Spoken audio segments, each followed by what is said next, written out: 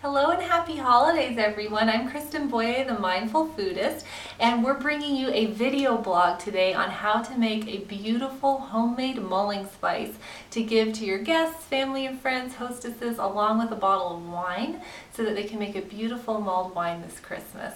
Now, the great thing about this recipe is it takes very little time. I have very little time this time of year. I don't know about you, and I'm actually doing a video blog to save time. So I came up with this idea of doing a homemade mulling spice. Just to help everyone. It's such a unique gift.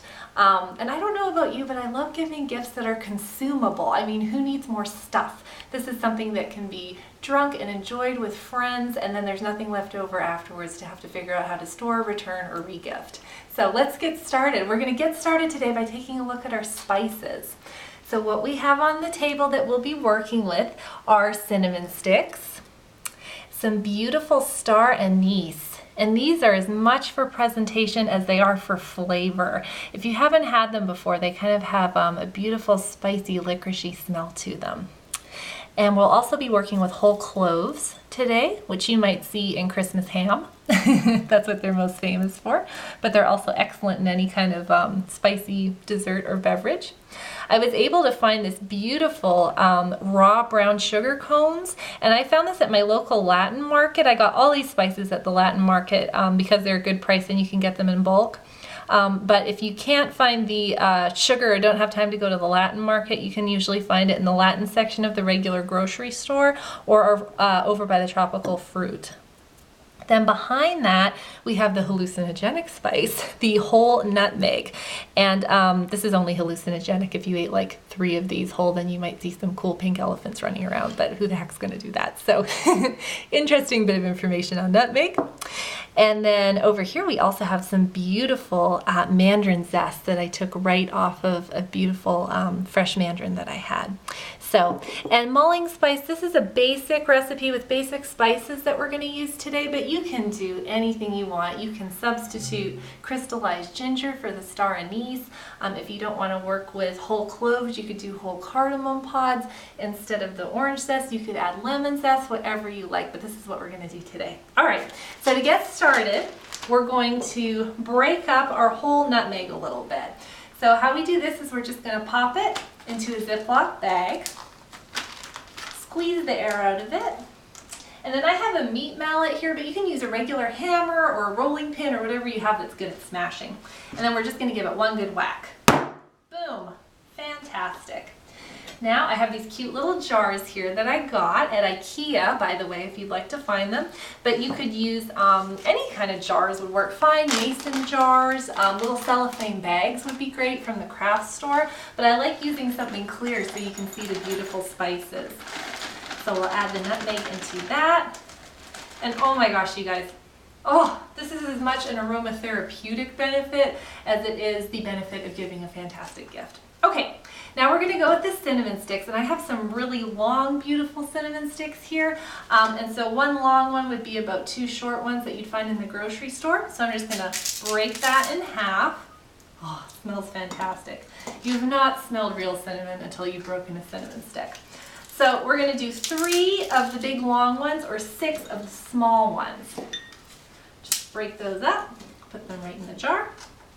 Now I'm going to grab 2 cones of this beautiful raw brown sugar and just nestle them right down in there.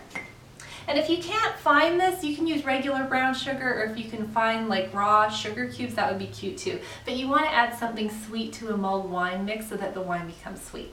Okay, and now about a tablespoon of these beautiful whole cloves, so about 2 big pinches. And guys, this is not rocket science, just make it look nice. And what we're making today will yield enough to infuse about 2 bottles of wine, depending on how spicy you like it. Okay, in go the cloves. And next we'll do the star anise, and we're adding this at this point so that it kind of holds its spot in the midst of the spices. And I like to add it along the side. I'm adding 4 of these so that it shows through the bottle and just makes a real pretty presentation. Some of these may come broken. You'll just have to do your best to pull out the really good looking ones. All right, the star anise. And then on top of that, we'll add our beautiful citrus zest. So I like to add a good amount of this in there. because it's just a beautiful color contrast. And this is fresh. If you're going to be giving it to someone who's not going to be using it right away, then you'd want to buy dried, or you can just omit it. But the citrus is such a nice contrast to the earthy flavors of the different spices. Okay, and we'll pop our lid on. How cute does that look? So you've got this beautiful mulling spice. See the cute little star anise there? How beautiful that is. All right, and then to package it up, you will grab my favorite thing, which is a gift bag. I'm a really bad wrapper. And I bought a nice bottle of wine from Trader Joe's. With mulling spice, you never want to use really bad wine. Boxed wine and gallon jug wine has no place anytime, anywhere. But just probably like under a $12 bottle of wine, $10 to $12, because you're going to be heating it up. Pop that in your gift bag. I'm sorry, how cute is that? Pop your mulling spice in there.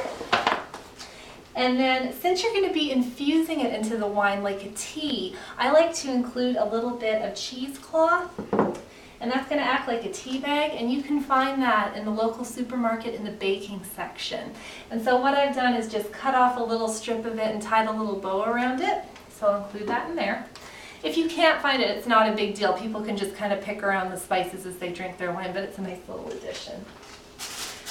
And you can download instructions for your guests on the Mindful Foodist website as to how to make the mulled wine. So you can cut that out, put it on a cute little card, and just pop it in there. And then put the tissue paper on top. And you've got a fantastic homemade gift that took no more than 5 minutes to make. A beautiful homemade mulled wine spice. Also, one note, if you have friends who don't drink alcohol or don't like wine, you could omit the brown sugar in there and give it to them with a beautiful bottle of local homemade pear or apple or cranberry cider. Would be a beautiful addition. So I'm Kristen Boye, the Mindful Foodist. I'd like to thank my husband Rolando for videotaping me today, and I hope you'll try this recipe. Wishing you a happy and healthy holiday season.